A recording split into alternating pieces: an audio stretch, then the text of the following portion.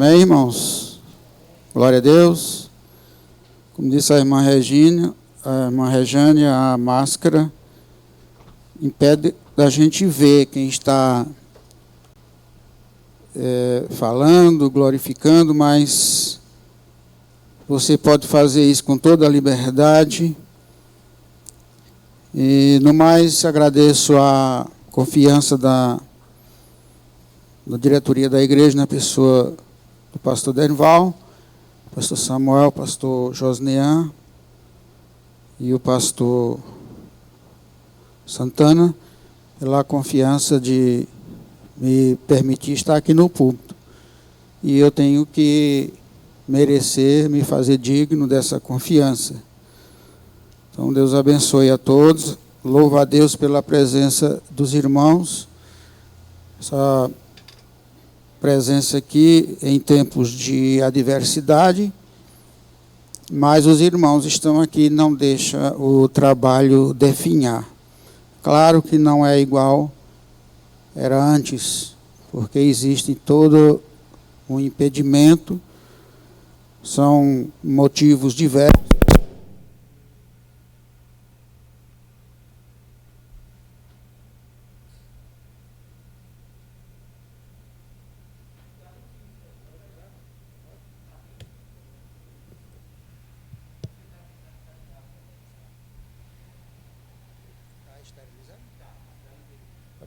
Então, glória a Deus por isso, pelos irmãos, pelos heróis que permitem que o culto das terças-feiras continue bem frequentado. E, se Deus quiser, com a volta do pastor Denival, logo tudo se colocará no seu devido lugar. Também está próximo já a vacina contra a Covid. Vamos orar, né, irmãos, para Deus abençoar e essa vacina vir logo para a gente voltar, quem sabe, à normalidade, né?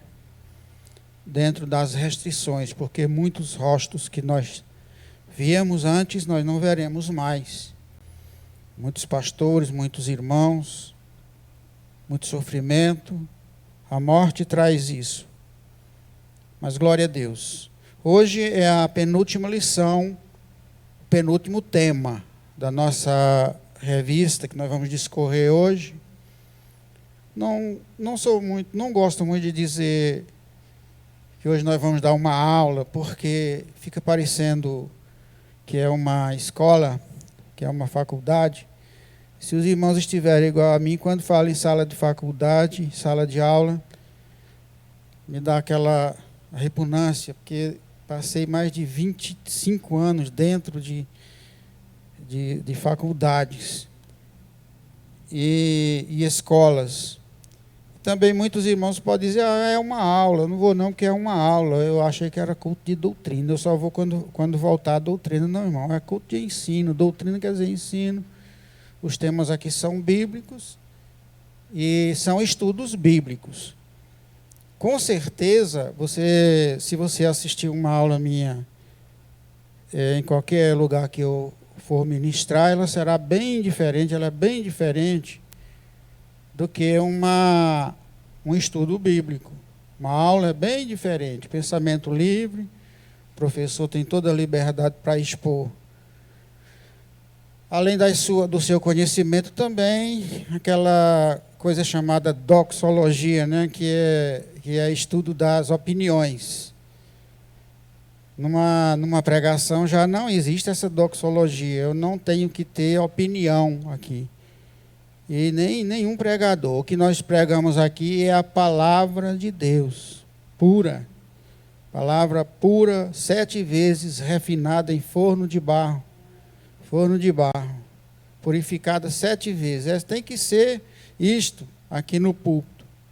Agora, em sala de aula é outra coisa, cada um dá uma opinião, uma ideia, e a coisa vai fluindo por outros meios. Então, o tema de hoje é o pecado, o perdão e os domínios da vida, os domínios da vida.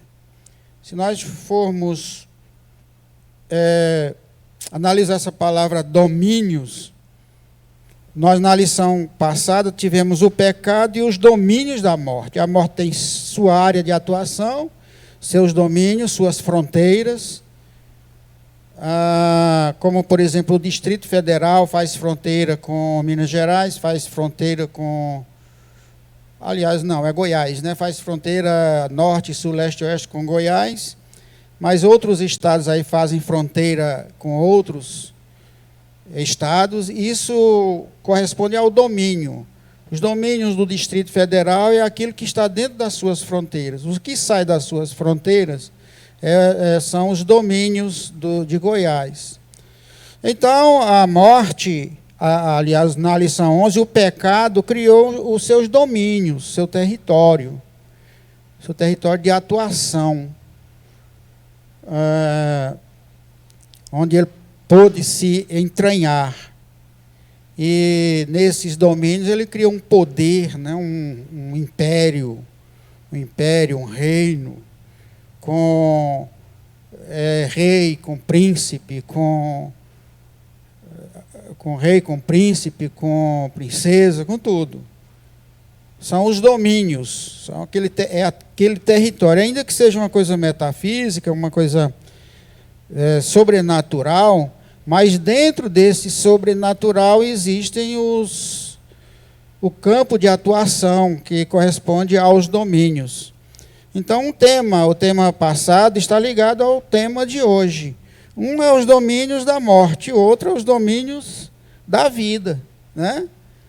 Para sair dos domínios da morte, para entrar nos domínios da vida, ou no território da vida, ou no reino da vida, ou no lugar onde a vida atua, é preciso ter uma senha, uma chave. A senha é uma chave que abre uma porta, abre uma janela, abre uma porta, abre um cofre, abre uma fronteira.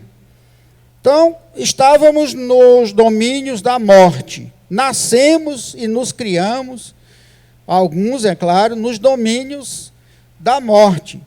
E até mesmo filhos de crentes, filhas de crentes, filhos de crentes, porque nascem e os pais são crentes, e frequenta a igreja e canta às vezes até e acompanha tudo, até levanta as mãozinhas assim, balança o corpinho assim, cantando e tal, e até chora. Mas às vezes não está ainda nos domínios da vida, porque aqueles gestos, aquelas expressões corporais podem significar emoções. Todos nós temos emoções.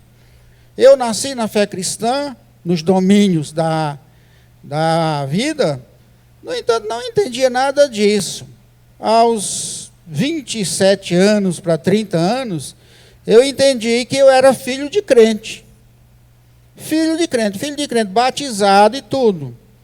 Tomando ceia, batizado, tudo mais, criado dentro da igreja, mas não estava nos domínios, não pertencia aos domínios da vida. Ou seja, eu não fazia parte das pertenças da vida, do reino da vida. Eu fazia parte das pertenças do reino da morte. Tanto é que diante da menor oferta, da oferta mais elementar que o mundo fez, eu dei uma debandada que durou 20 anos. 20 anos, depois dos 20 anos é que fui ver, não. O fato de nascer crente, ser filho do pastor Cesário, filho da irmã Francisca, que nasceram, aliás, que quando eu nasci já estavam no Evangelho, não significa que eu era crente, convertido, e estava como pertença do reino da vida. Estava nas pertenças do reino da morte.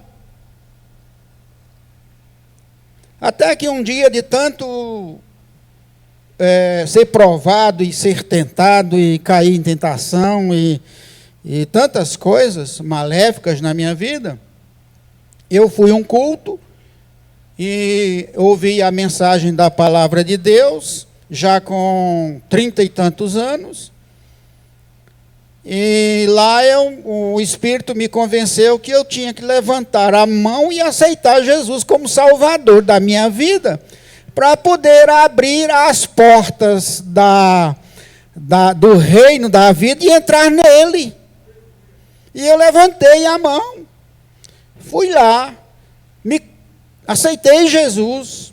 A partir de então, isso sem querer menosprezar nenhum jovem, adolescente que esteja aqui do sexo masculino, do sexo feminino, porque muitos e muitas dos que estão aqui são realmente servos do Senhor e fazem parte do reino da vida, porque realmente são convertidos. Eu estou falando que eu não era, e muitos que eu conheci também não era, até aceitar Jesus como Salvador da sua vida.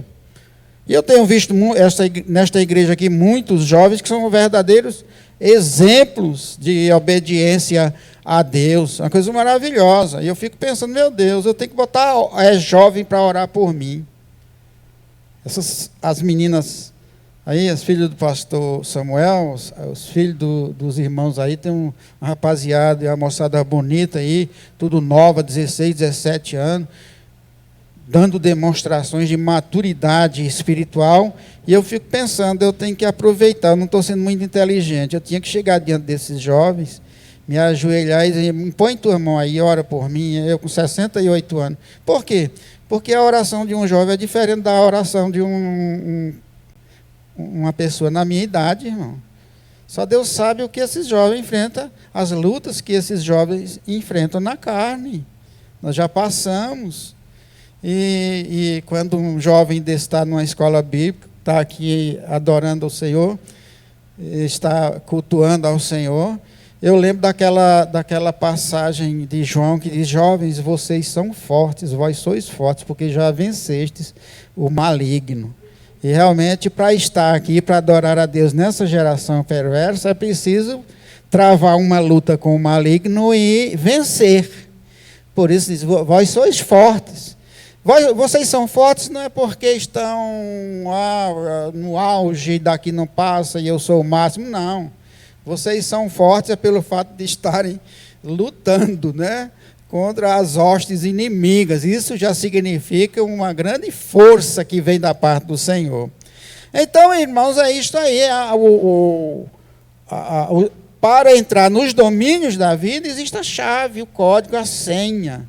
Igual no computador, igual as senhas que você tem, cartão de crédito, as senhas de contas bancárias, você entrar na instituição Caixa Econômica para sacar aquele benefício, você tem um código. Quando você digita o código, aí as portas se abrem, aí entra dinheiro na conta, e você saca e paga as dívidas, e põe o cartão lá e sai dinheiro. É uma bênção, isso é uma senha.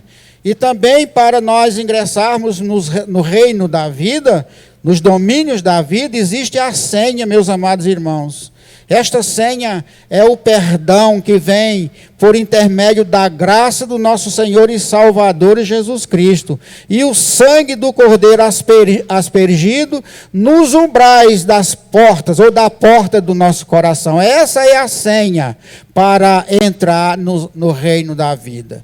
O fundamento está em Romanos 5:15, e fala assim, mas não é assim o dom gratuito como a ofensa. A ofensa aqui, irmãos, nesse texto, significa pecado. Paulo usou, em vez da palavra pecado, nesse versículo 15 do capítulo 5 de Romanos, ele usou ofensa. E ele diz assim, mas não é assim o dom, e esse dom gratuito é a graça de Jesus Cristo. O que significa graça? Favor imerecido, um presente que você recebeu que não estava esperando, e esse presente é tão magnífico que você diz, eu nunca fiz jus a esse presente, e eu ganhei esse presente. Isso é o que Paulo chama de dom gratuito. E a ofensa, o que ele chama, o que ele diz ofensa aqui, é substituindo a palavra pecado. E ele continua, porque se pela ofensa de um, ou seja, pelo pecado de Adão, morreram muitos, muito mais a graça de Deus, ou ele retomando aqui a palavra graça de Deus, e o dom pela graça, que é de um só homem, ou seja, Jesus Cristo, abundou sobre muitos também. Romanos 5 e 15.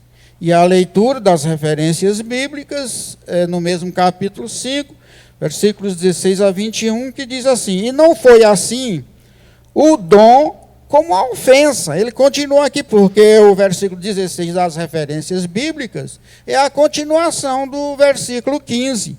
E ele diz, e não foi assim o dom como a ofensa, porque é um só que pecou. Ou seja, Adão pecou. Porque o juízo veio de uma só ofensa, de um só pecado.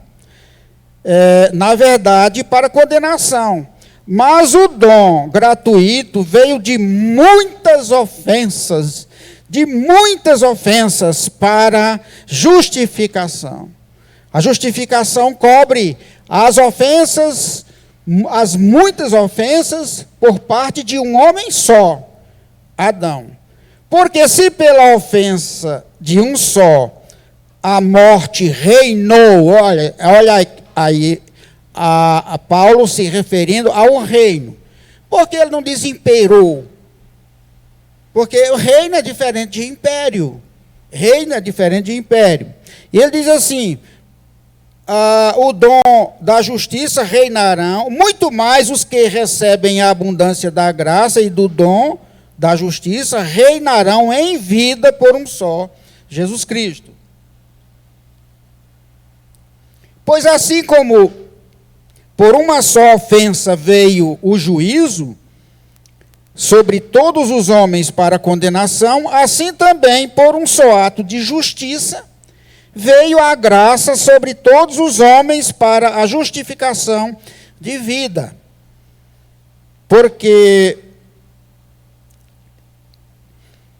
como pela desobediência de um só homem muitos foram feitos pecadores, sim, pela obediência de um, muitos serão feitos justos.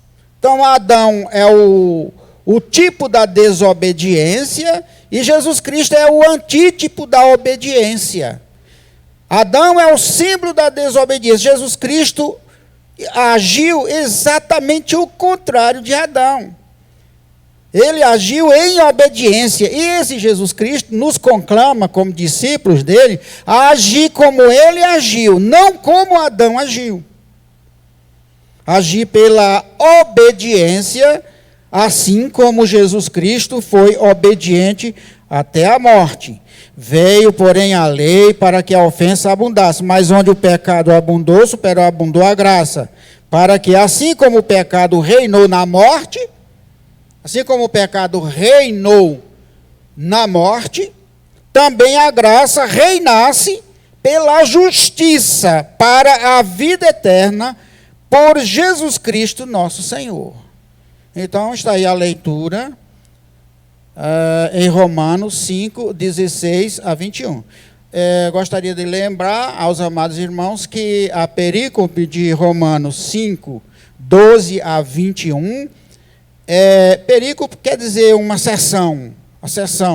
A seção vai do título de uma... Você tem Bíblias aí que tem as seções.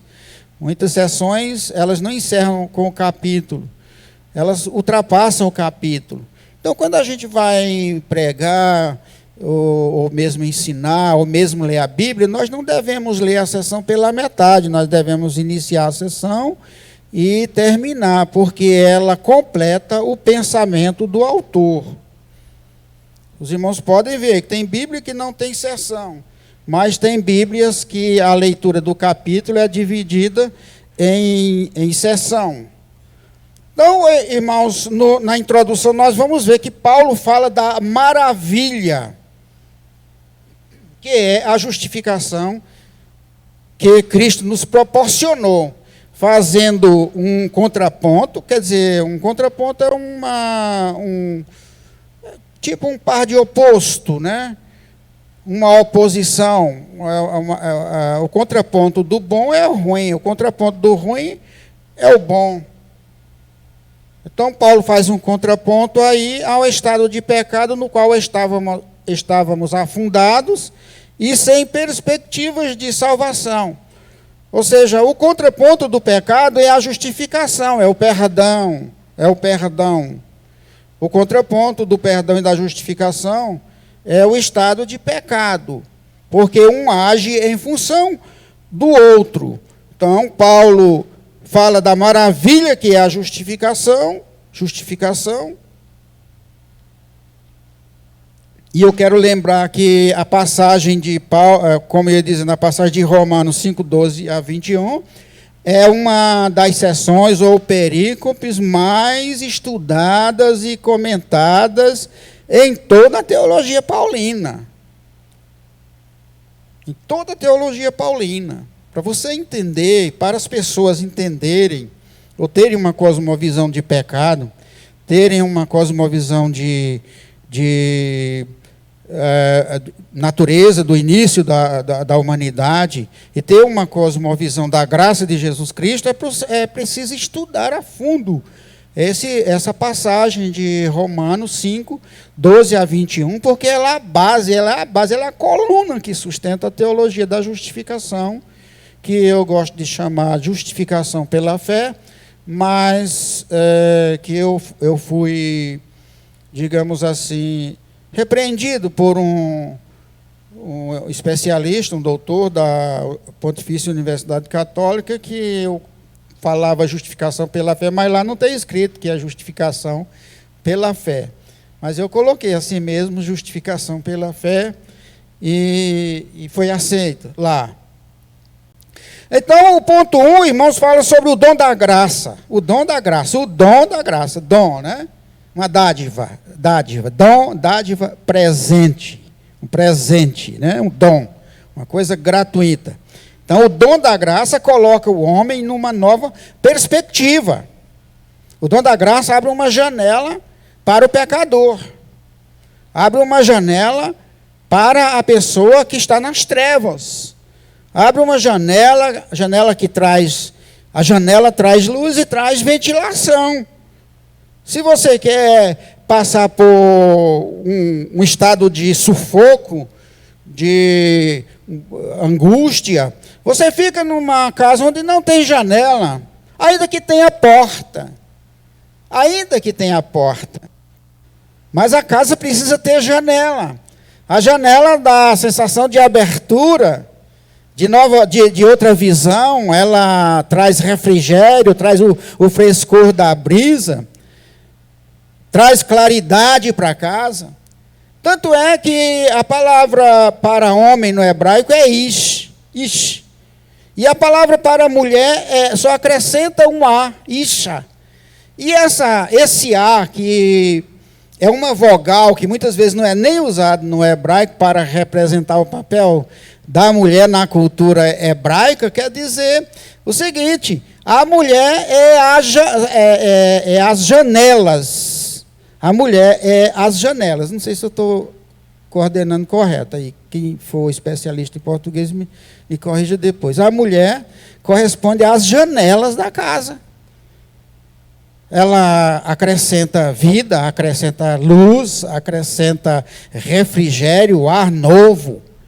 Quando uma pessoa convida outro para ir na sua casa visitá-lo, o varão, por exemplo, convida um amigo e tudo. O que eu vou dizer aqui não deve ser levado a mal, mas quando alguém chega na casa da pessoa que convidou e que a patroa não está, é mesmo que a casa não tem alma. Eu mesmo vazo ligeirinho, que eu sei que não vai sair um cafezinho, não vai sair um bolinho, a tampa do fogão está abaixada com um pano de prata em cima, e o cabo só conversando lorota, porque é muito bom a gente conversar tendo um cafezinho, um pãozinho de queijo, né, pastor Samuel? Um copinho de água fresca, os meninos, o barulho dos meninos correndo de um lado para outro, porque a mulher sai de casa, a primeira coisa que ela leva é os meninos. Então, uma casa sem a esposa, sem a mulher, é igual um corpo sem vida, sem alma. É por isso que no hebraico, aquele ar que é acrescentado ao nome Ish, em hebraico que fica Isha, corresponde à janela, a janela da casa, a mulher, a janela da casa. Tá, meus amados irmãos? Então, o dom da graça coloca o homem em uma nova perspectiva, uma janela que se abre. Ele está angustiado, sufocado, sem refrigério, sem ar, sem a brisa, sem a claridade, sem aquela comunicação com o exterior. Quando se abre uma janela, ela alivia. Assim, meus amados irmãos, é quando chegou o dom da graça. Nós vivíamos sem esperança, desesperados.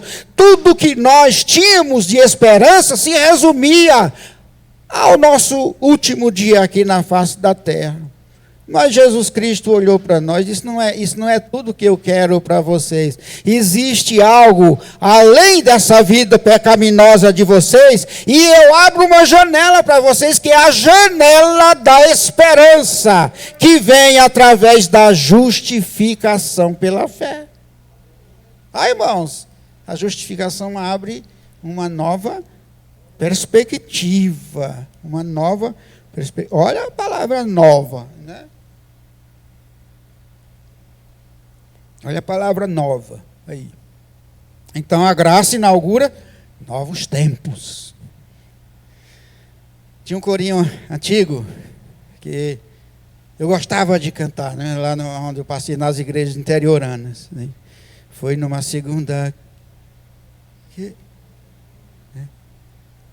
pastor Joel, se pudesse tirar essa máscara, foi numa segunda, aí levantava quem aceitou Jesus na segunda, foi numa terça, aí começa, não lembro mais, 68 anos, é brincadeira, aí a segunda, terça, quarta, quinta, aí foi num dia qualquer, aí todo mundo se levantava, era uma bênção, que Jesus entrou na nossa vida, meus amados irmãos, inaugurando um novo tempo na nossa vida. Tanto é que a data do nosso batismo, a gente não esquece, porque ele inaugura um novo tempo na nossa vida. Esse novo tempo vem através do dom da graça que Deus coloca nas nossas mãos, e essa graça inaugura um novo tempo na nossa vida.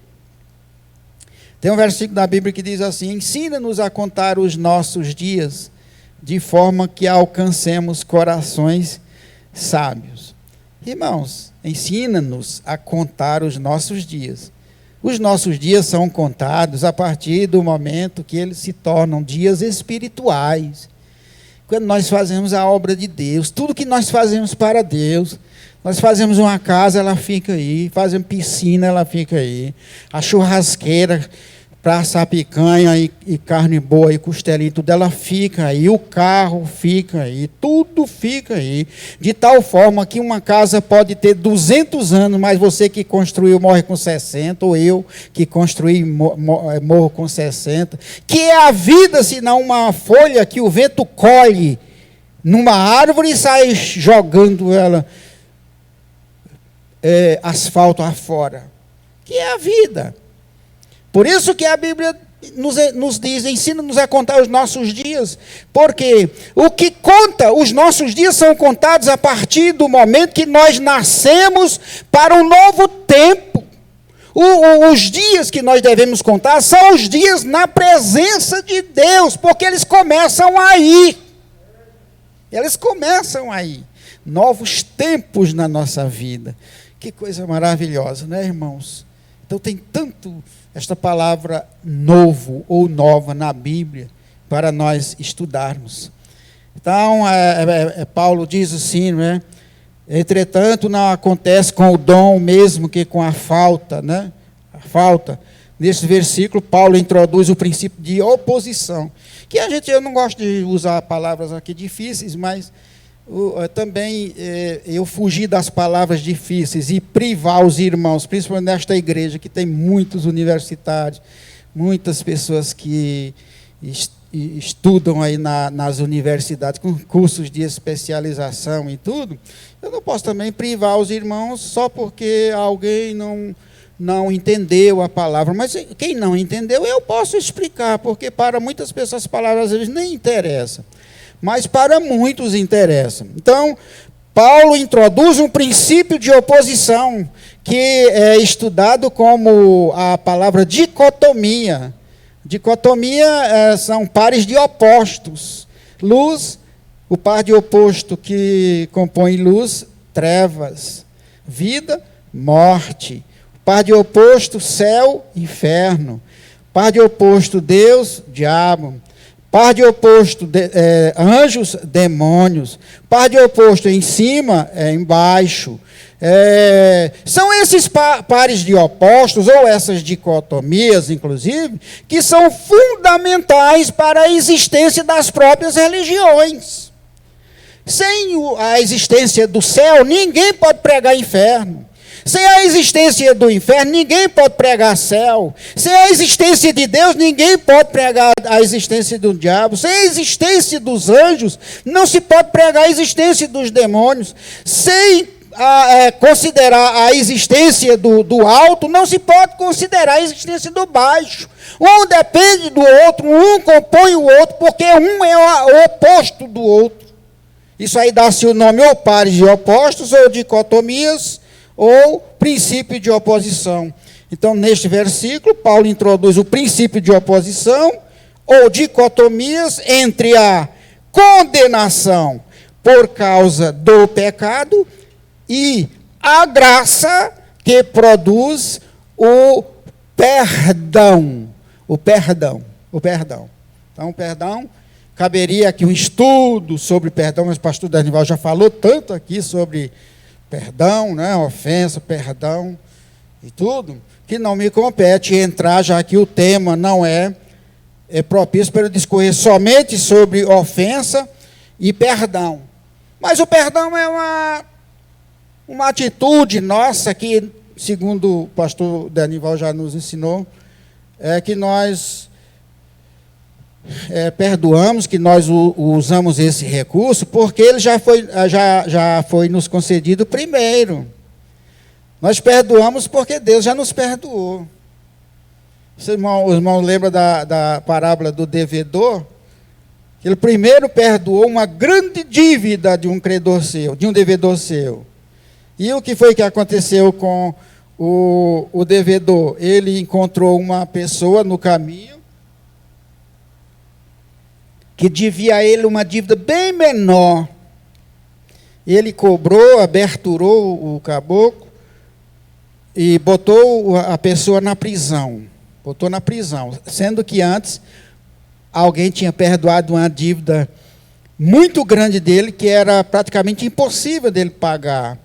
Ele saiu todo feliz, mas quando ele encontrou um devedor de uma dívida bem pequenininha, ele se negou a perdoar e foi muito cruel com aquela pessoa e colocou aquela pessoa na prisão para ele ser açoitado, ou para ela ser açoitada. Mas alguém viu aquilo ali, aquela injustiça. Chegou para aquele senhor que perdoou a grande dívida e disse: o senhor não perdoou a dívida enorme de fulano de tal? Perdoei.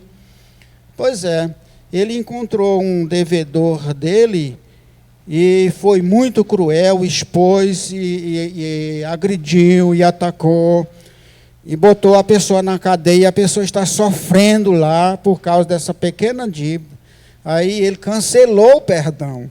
Ele cancelou o perdão, mandou chamar aquele devedor, voltou a cobrar a dívida dele e lançou na cara dele a injustiça.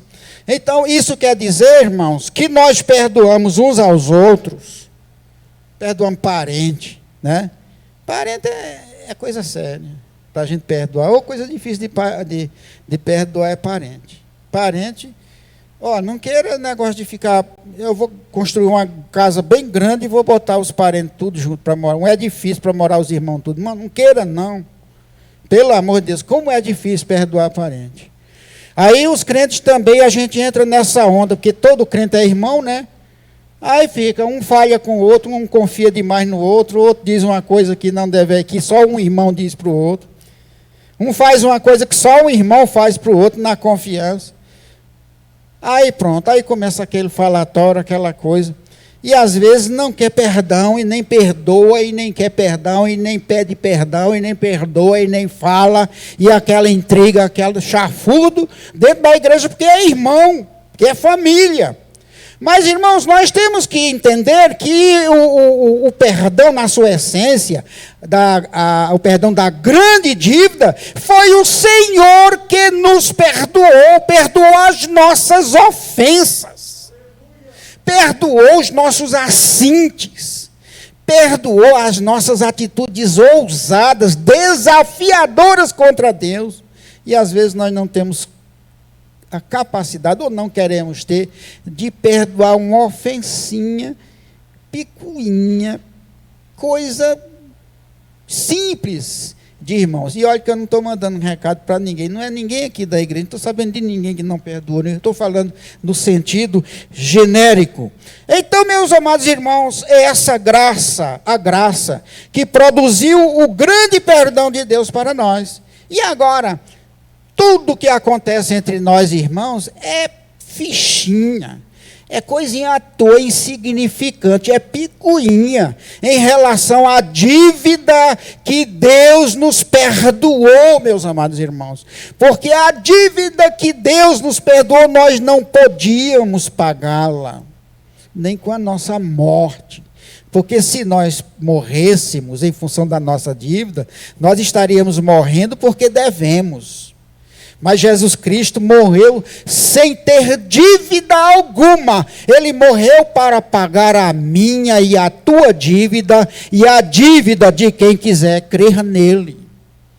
Então, olha, o perdão é a chave, a senha que abre as portas de um reino maravilhoso, cheio de um jardim de delícias que existe para além desta vida. E que nós estamos esperando ver essa glória de Deus. E eu sou tão ruim, que toda vez que eu me ajoelho, hoje eu me ajoelhei aqui, agora na hora do culto, me ajoelhei aí, orei, comecei a sentir uma coisa tão gostosa. Aí falei, Senhor, não me deixe fora do teu reino. Deixa eu fora do teu reino, não. É tanta coisa maravilhosa, tanta sublimidade. Não deixe eu fora desse reino, não, porque aí vai ser ruim para mim. Eu já falei para os irmãos a história de como eu fui criado. Conheci uma maçã quando eu tinha 12 anos e tomei alguma coisa gelada quando eu tinha 14. Não tinha geladeira, não conhecia geladeira. Quer dizer, foi uma vida sofrida. E hoje eu vivo nessa maravilha aqui, mas nem se compara com as glórias que o Senhor tem reservado para o seu povo. E irmão, não dá para a gente se abster de tudo aqui, de tudo, né, dos prazeres mundanos e tudo, e perder o outro. Então é melhor perder essas coisas efêmeras aqui, em função da perspectiva dos novos tempos que o Senhor abre diante dos nossos olhos, as janelas da esperança de um novo reino, que pertence aos domínios da vida, não é verdade? Então, o novo tempo da graça alcança as multidões. Paulo usa a palavra multidão a fim de realçar os contrastes entre a multidão que morreu pela falta de um só e a multidão alcançada pela profusão da graça e do dom de Deus que se derramaram sobre a mesma para a vida eterna. Romanos 5:15. Multidão em Paulo inclui todos os homens. No versículo 15, Paulo usa argumentos que pertencem a um novo ciclo e aproxima Jesus dos homens sedentos de justiça, utilizando os opostos dom e falta na mesma sentença, né? Se a falta afastou o homem de Deus, a humanidade de Deus, a graça proporcionou essa possibilidade de nós nos reaproximarmos de Deus. Por isso a palavra diz que Jesus Cristo nos reconciliou com Deus. Essa palavra significa dar um passo atrás, quer dizer, nós Adão e Eva tinham um bom relacionamento com Deus. Esse relacionamento foi interrompido e se criou a inimizade por causa do pecado. E o homem vivia conciliado com Deus. Houve o rompimento e Jesus Cristo agora promoveu essa reconciliação com Deus. Tá certo? Isso quer dizer que o homem nem sempre foi inimigo de Deus. Ele já viveu de acordo, de braços dados com Deus. Mas agora Cristo nos reconciliou. Então, irmãos, Adão e Jesus, na teologia da justificação, os gestos de Adão e Jesus influenciaram a humanidade como um todo. Eles são dois pais, cada um de uma humanidade diferente na sua natureza. Então, Adão inaugurou uma humanidade pecaminosa, distante de Deus, do qual Caim é o maior símbolo. Ele fugiu da presença de Deus para uma terra chamada terra de Nod. Nod quer dizer terra de ninguém, terra do nada, terra do vazio. E a Bíblia diz que ele, quando fugiu para Nod, saiu da presença de Deus. E aí cabe uma pergunta: o que esperar de alguém que sai da presença de Deus? Foi tomado de medo, de angústia, de solidão, de aflição. E por isso danou-se a fazer, a fundar a cidade. Porque para ele, sem a presença de Deus, ele precisava, como um ser gregário, da presença das pessoas. Fundou a cidade. E a cidade se tornou, ou as cidades se tornaram como laços para o homem. Antro de pecaminosidade e fábrica de pecado. Cidade não foi criada por Deus, foi criada por Caim e sua geração. Então a graça é um favor extraordinário. A graça é um favor extraordinário. O que é uma coisa extraordinária? É que foge do ordinário. Quando eu fui servir o exército, o sargento botava os soldados para marchar e ficava ordinário, marcha. Eu disse, meu Deus, chamando nós tudo de ordinário aqui. O que quer dizer esse negócio ordinário? É porque a gente não presta, ordinário, marcha. Depois foram me explicar, não, é porque vocês estão numa ordem comum, normal, de todo mundo.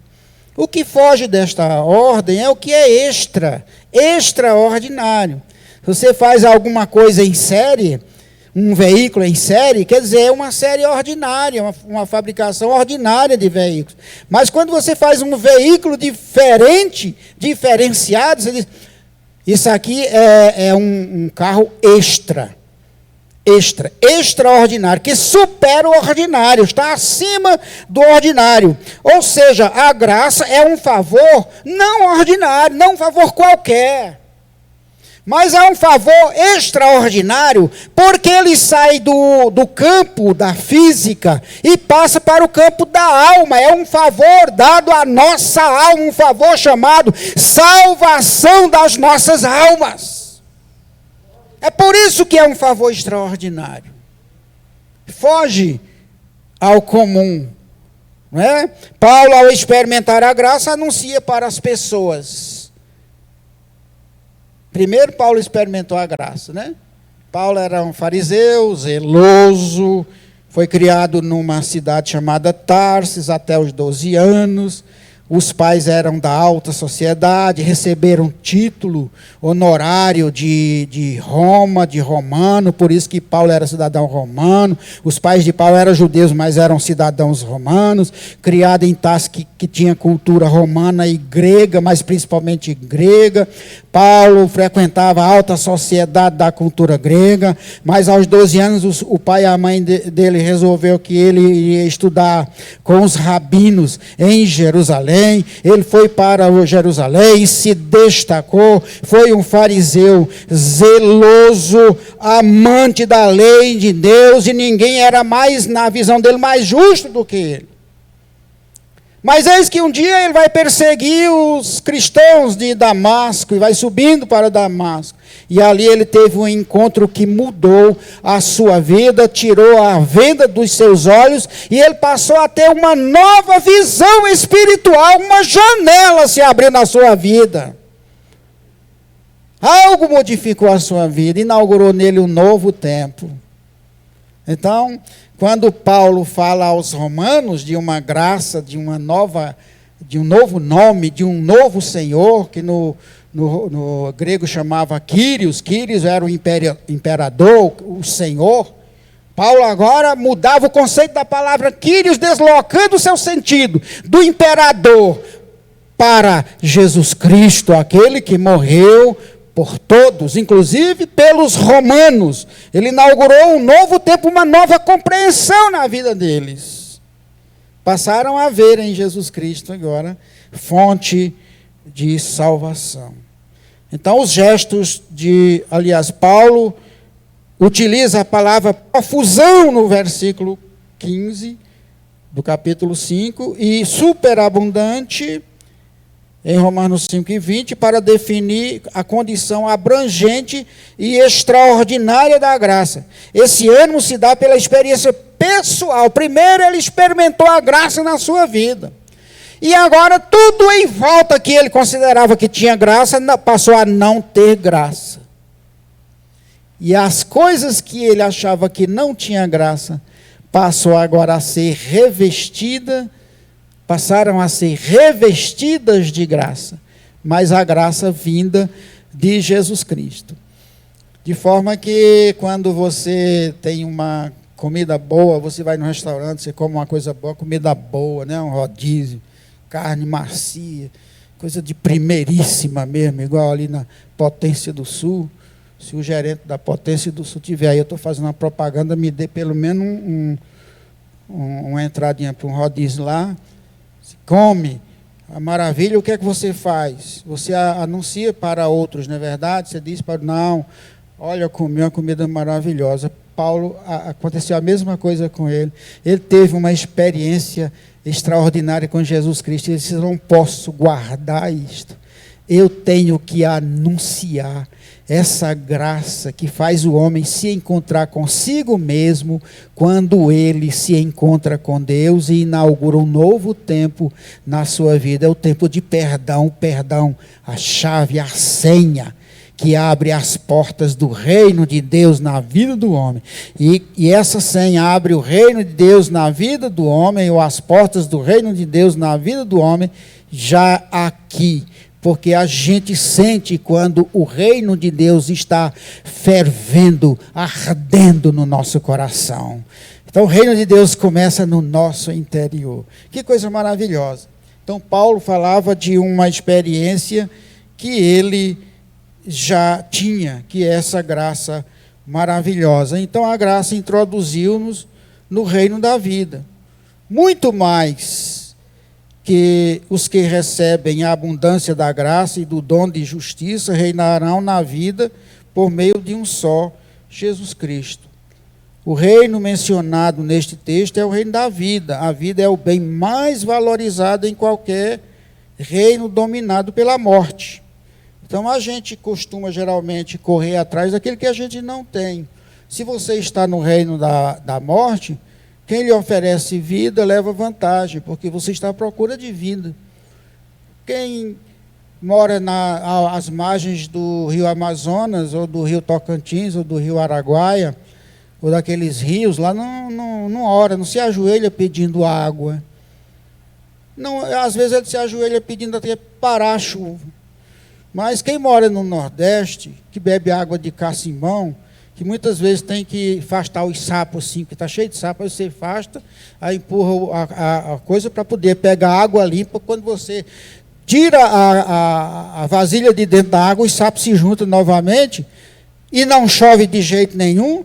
O sol é o motivo do nosso exílio, é o motivo da nossa saudade da nossa terra. Quem sai da sua terra carrega uma saudade no sangue que nada supre. Essas pessoas não têm necessidade de sol, eles pedem é chuva. Então quem está no reino da morte, ele clama por vida. E Jesus Cristo tem essa vida. E ele diz, eu vim para que tenhais vida. O pastor Samuel mandou um cartaz para nós com João 10:10. Se o diabo veio para roubar, matar e destruir, mas eu vim para que vós tenhais vida e vida com abundância. Amém, meus amados irmãos? Então, já estou encerrando. O reino da vida é diferente do império da morte. No império, a justiça é apenas um detalhe, porque o imperador é um ditador, é um déspota, é um tirano, ele determina. Já no reino é diferente. O reino de Deus não será império, porque a abundância da graça engloba o dom da justiça. No reino de Deus há justiça. Então, que hino maravilhoso aquele 442. No céu não entra pecado, fadiga, tristeza e nem dor. Não há coração quebrantado, pois todos são cheios de amor. Amém, meus amados irmãos? Eu não podia encerrar cantando, que vocês não vão suportar. Mas no reino de Deus é o reino de justiça, paz. Lá não passa enterro, lá não há lágrimas, não há sequer saudade, e nem você precisa ter fé. No reino, quando você entrar lá, não precisa mais ter fé, não vai sentir saudade. Não tem nada disso, porque o Senhor já terá preenchido todo o nosso vazio, todas as nossas necessidades. Que Deus abençoe, meus amados irmãos, e cubra vocês com a sua